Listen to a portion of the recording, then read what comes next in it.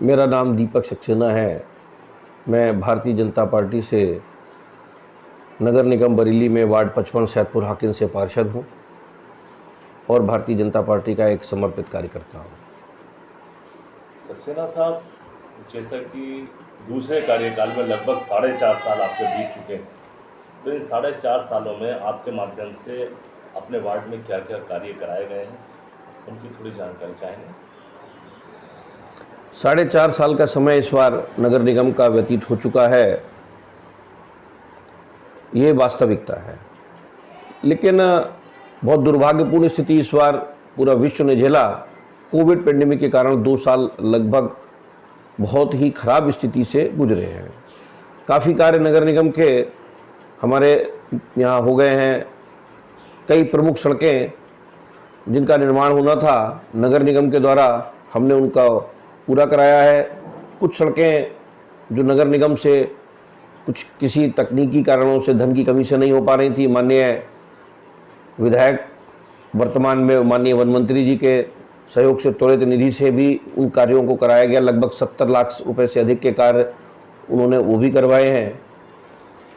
इसके अलावा एक बहुत ही बड़ी समस्या थी, हमारे वार्ड का एक स्कूल है सैदपुर प्राथमिक स्कूल, जिसका की बाउंड्री नहीं थी और लोग कूड़ा डाला करते थे। मैंने लोगों को समझाया था, एक जन चेतना अभियान चलाया था, वहाँ के आसपास के लोगों को पहरी बना करके कूड़ा डलना बंद करवाया था और बैरिकेडिंग तारों से करवाई थी। माननीय मुख्यमंत्री जी की कायाकल्प योजना के अंतर्गत हमने उस स्कूल का सौंदर्यीकरण कराया।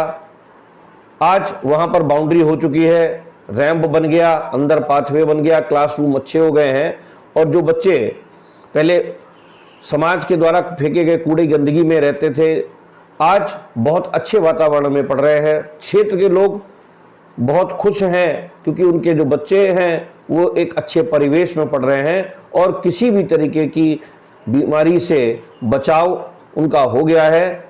उनके भविष्य के लिए ये बहुत अच्छा कार्य है।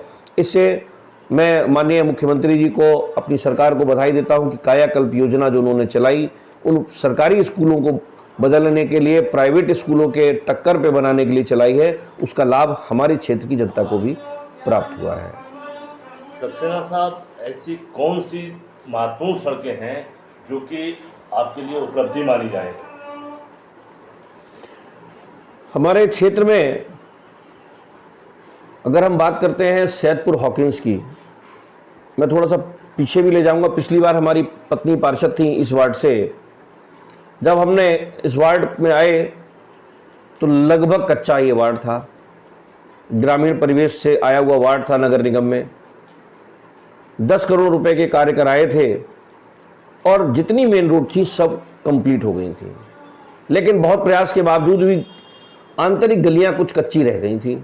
इस बार लगभग 90% गलियां हमने पक्की करा ली हैं। बात करते हैं बालाजी बिहार मोहल्ले की, पूरा एरिया आज वहां पर 100% पक्की रोड है, नाली है। लगभग 99% पुल पे लाइट लगवा दी गई है। समाधि घोटिया में 70% सड़क बन गई है, बाकी पे कार्य चल रहा है। सैदपुर हॉकिंस जो एक मलिन बस्ती के रूप में आता है, बहुत पुरानी और घनी बस्ती है, मेन रोड सारी उसकी हो गई हैं। लगभग 40-50% गलियां भी पक्की हो गई हैं और जो 30-40% रह गई हैं अभी, उनके लिए फाइल बनवा दी गई है। प्रयास जारी है कि उनको भी इस कार्यकाल में ही पूरा करा दिया जाए। मेरा ऐसा मन है, ऐसा प्रयास है कि इस कार्यकाल में वार्ड में कोई भी गली कच्ची ना रह जाए। इसी दिशा में प्रयास चल रहा है। सक्सेना जी, आपके यहाँ पेयजल व्यवस्था और स्ट्रीट लाइट व्यवस्था किस तरह की? पेयजल व्यवस्था की बात करते हैं, पिछले कार्यकाल में पानी की टंकी हमने बनवाई थी और लगभग 30% एरिया पानी का सैचुरेट कराया था। इस वर्ष हमने 2 ट्यूबवेल नए बनवाने का कार्य किया, जिससे काफ़ी बड़ा एरिया हमारा नई पाइपलाइन और 2 ट्यूबवेल से काफ़ी एरिया को पानी पहुंच गया है। अभी भी हमारे एक पानी की टंकी और एक ट्यूबवेल का प्रस्ताव शासन को जा चुका है। उसकी स्वीकृति के बाद वो पानी की टंकी बनेगी, जिससे जो क्षेत्र अभी पानी नहीं पहुंच पा रहा है वहां भी पानी मिलेगा। एक ट्यूबवेल का निर्माण नगर निगम के माध्यम से बहुत शीघ्र कराया जा रहा है और नई पाइपलाइन, जिससे अभी जो एरिया जहां पर हम लोग नया डेवलपमेंट हो रहा है, गरीब तबके के लोग रह रहे हैं कुछ एरिया सैदपुर के साइड कॉर्नर्स पे, उनके पेयजल व्यवस्था के लिए एक नया ट्यूबवेल और पानी की पाइपलाइन पड़ने का कार्य अभी बहुत शीघ्र इसी बजट की बैठक जैसे ही पूरी हो जाएगी, स्वीकृति के बाद, टेंडर के बाद प्रारंभ हो जाएगा। फाइल स्वीकृत हो चुकी है, टेंडर वर्क बकाया है और मुझे उम्मीद है कि आगे आने वाले 3 महीनों के अंदर उन क्षेत्र में भी पानी पहुंच जाएगा। सक्सेना साहब, जैसे कि केंद्र सरकार और राज्य सरकार की जनहित और जन कल्याण की योजना है, क्योंकि आपके क्षेत्र में गरीब लोग भी आते हैं, उज्ज्वला गैस योजना, आयुष्मान कार्ड योजना, प्रधानमंत्री आवास योजना सहित 1 दर्जन ऐसी योजनाएं हैं जो सीधे पार्षदों के माध्यम से जनता तक पहुंचती हैं। इसमें कितने प्रतिशत लोगों को लाभ मिला है? जितने भी पात्र लोग हैं, हम बात करते हैं सबसे पहले प्रधानमंत्री आवास। मैं शुक्रिया करना चाहता हूं माननीय प्रधानमंत्री श्री नरेंद्र मोदी जी का, जिन्होंने ये सपना देखा कि हर व्यक्ति को अपनी पक्की छत मिले। मेरे वार्ड में अब तक 100 से अधिक लोगों को प्रधानमंत्री आवास योजना के अंतर्गत 2.5 लाख रुपए की धनराशि प्राप्त हो चुकी है।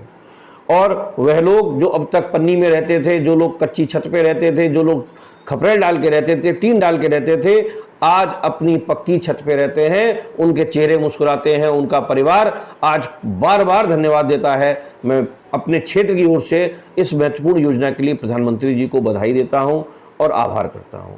इसके अलावा एक योजना आई जिसमें कि घर घर शौचालय बनाने का भी कार्य किया।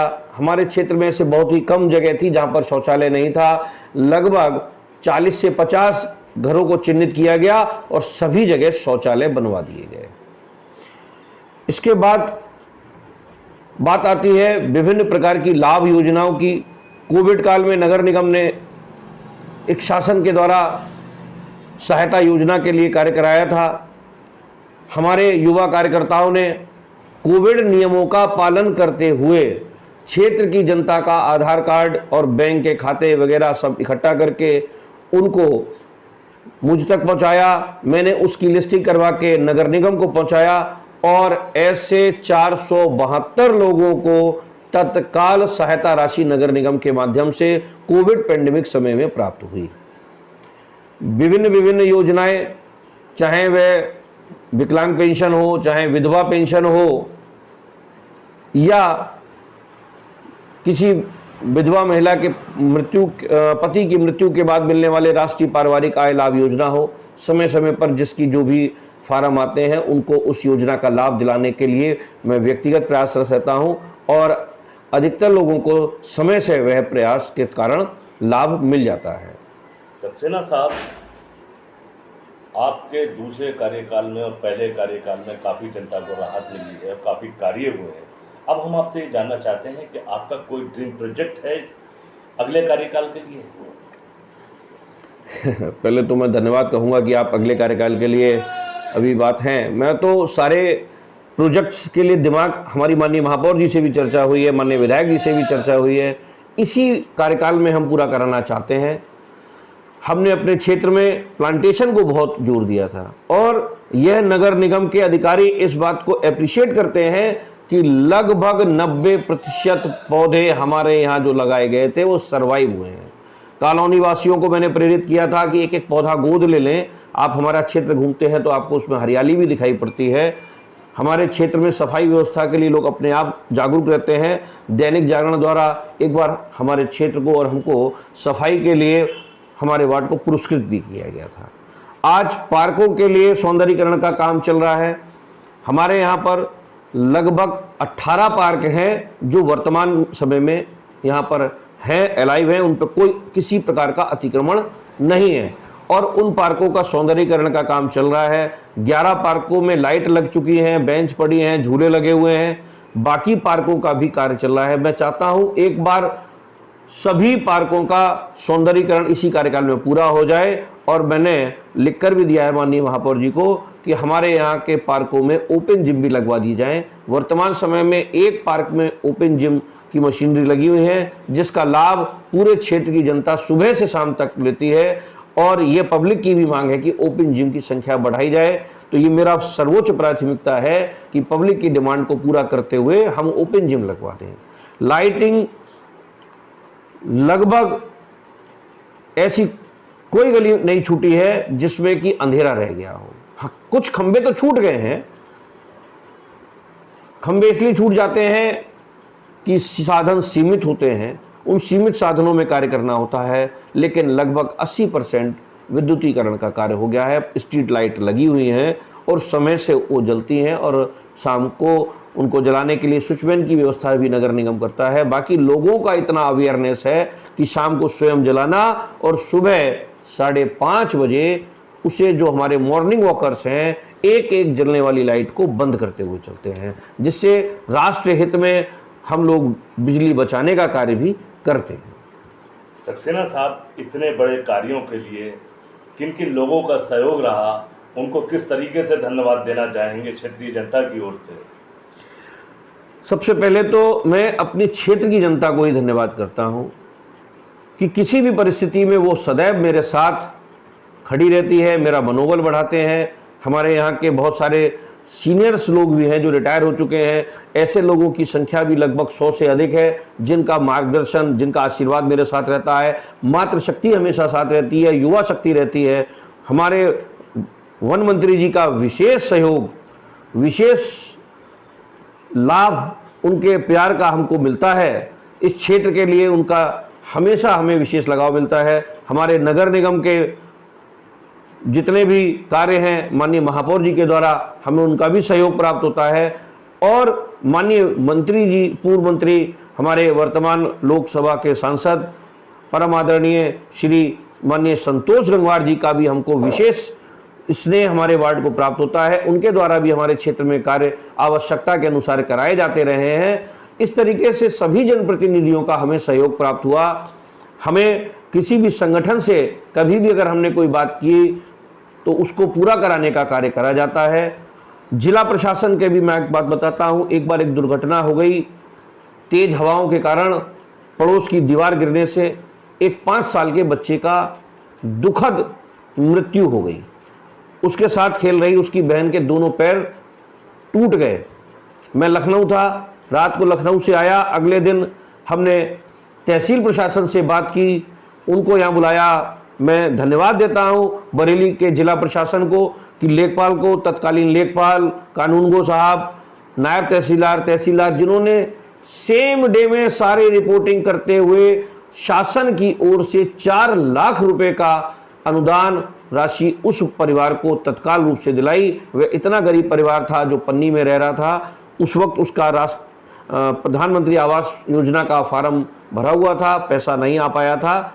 अब उनके परिवार में भी पैसा आने के बाद आज पक्का मकान हो गया है। लेकिन हम शोक संवेदना भी व्यक्त करते हैं उस परिवार के लिए जो दुखद घटना हुई थी। लेकिन शासन ने जो तत्काल सहायता उसको उपलब्ध कराई और इतनी जल्दी सहायता कराई, जिसके लिए मैं अपने पूरे वार्ड के ओर से जिला प्रशासन को भी धन्यवाद ज्ञापित करता हूं कि एक दिन के अंदर उत्तर प्रदेश शासन से, सरकार से मिलने वाली लाभ की जो भी धनराशि थी, बिना किसी दिक्कत के एक दिन में दिला देना, यह अपने आप में स्वच्छ पारदर्शी प्रशासन को, कार्य प्रणाली को प्रदर्शित करता है। मैं बार बार नमन करता हूं हमारे परम आदरणीय श्रद्धेय श्री योगी आदित्यनाथ जी को, जिनके नेतृत्व में इतना स्वच्छ पारदर्शी प्रशासन चल रहा है, सरकार चल रही है। बार बार धन्यवाद करता हूं मैं ऐसी अपने लोकप्रिय सरकार और जनप्रतिनिधियों को जिन्होंने इतना अच्छा सिस्टम जनरेट किया हुआ है, और हमारे ऐसे